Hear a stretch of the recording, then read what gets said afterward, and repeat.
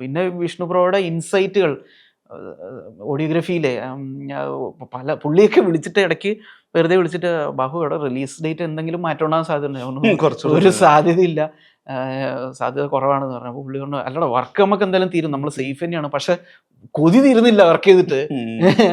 ചെയ്തിട്ട് പിന്നെയും ചെയ്യാൻ തോന്നുന്നു. അടുത്ത ദിവസം പിന്നെ കണ്ടോണ്ടിരിക്കുമ്പോൾ 2 ലെയറും കൂടെ കയറ്റാം, അങ്ങനെ മിനിക്ക് ചെയ്തോണ്ടേ ഇരിക്കാൻ തോന്നുകയാണ്.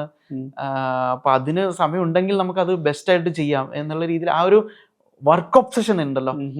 ഫൈനൽ സ്റ്റേജിൽ ഇതിലേക്ക് ഇന്നായ ടെക്നീഷ്യനാണ് വിഷ്ണു ബ്രോ. അപ്പൊ പുള്ളി ആ ഫൈനൽ സ്റ്റേജിൽ വന്നിട്ട് പോലും മോസ്റ്റ് ഇൻ ഡിമാൻഡ് ആയിട്ടുള്ള ടെക്നീഷ്യനാണ്, അത്രയും തിരക്കുള്ള ആളാണ് പുള്ളി. പക്ഷെ ഡെഡിക്കേറ്റഡ് ആയിട്ട് ഈ വർക്ക് ചെയ്യുന്ന സമയത്ത് പുള്ളി വേറെ പടങ്ങളും എടുത്തിട്ടുണ്ടായിരുന്നില്ല.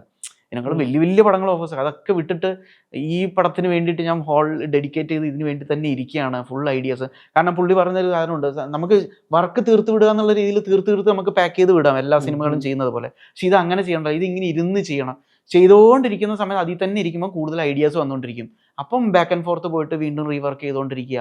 അങ്ങനെയൊക്കെ ഡിമാൻഡ് ചെയ്യേണ്ട വർക്കുകൾ, അങ്ങനെയൊക്കെ ഡിമാൻഡ് ചെയ്യുന്ന വർക്കാണ്. അത് ചെയ്ത് കഴിഞ്ഞാൽ ഈ പടത്തിലേക്ക് ഒരുപാട് അത് കോൺട്രിബ്യൂട്ട് ചെയ്യുന്നൊക്കെയുള്ള പുള്ളിയുടെ ഒരു വിഷനും കാര്യങ്ങളൊക്കെ ഉണ്ടല്ലോ.